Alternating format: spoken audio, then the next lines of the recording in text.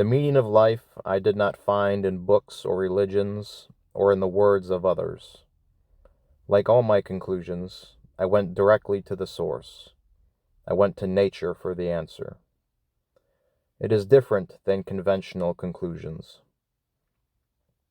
I will make this as short and to the point as I can.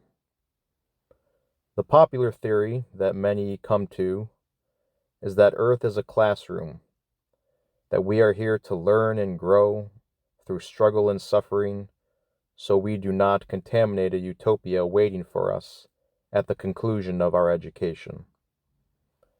However desirable this conclusion may be, it has faults in its reasoning.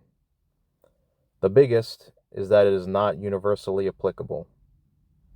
The destiny of a shrub or insect or dinosaur is not to learn and become a light among darkness and join the assembly of light that sustains creation. Also, too many people and animals have suffered endlessly and have met horrible fates, and I don't think I would consider that a part of divine education. If the meaning of life that only applied to humans was to become educated through many incarnations, then that means there is an end. And if there is an end, motion will eventually cease for the individual, and he will stagnate, freeze, and he will encounter eternal stillness, equal to nothingness, when he has reached completion.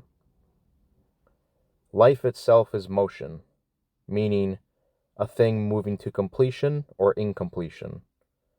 But intelligence has introduced one ingredient so that things do not reach an end: death. Things start over and over and over for eternity. In this way, motion is eternal, life is eternal. And so this brings us to the true meaning of life. It's true that through time, we experience, we develop, we mature, we grow.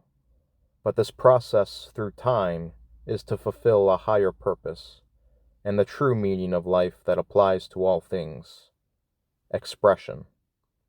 Expression of spirit into matter, like an idea being made conscious. Time, and the things involved in time, what we call life, is just the process of becoming, to ultimately become a material reflection of the true idea or spirit that is animating matter. Our existence and meaning is no different than a flower. We just have a far greater complexity to the experience. So to us, life is not about learning. It's about relearning and re-becoming and re-experiencing what the previous death has made you forget. So in the human condition, it's not about advancing. It's like all other things. It's about becoming what you are. And in our case, rediscovering that. And so, the only truth in life is your own. Become what you are, not as another says. If the meaning of life is expression of the invisible into visibility, then one could simplify it in another way and say the meaning of life is life itself. But ultimately, and more accurately, it is expression.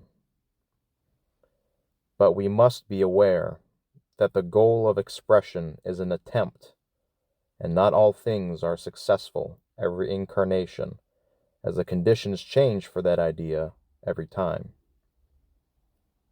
But take solace in knowing that all ideas are immortal by nature.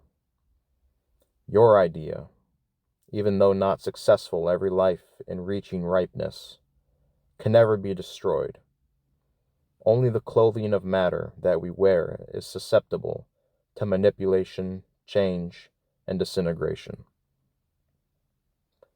So to re-summarize, the meaning of life is expression, making an invisible idea visible, and what we call life and time is the process and attempt at that goal. Our idea will always come back to life. Life is a never-ending story.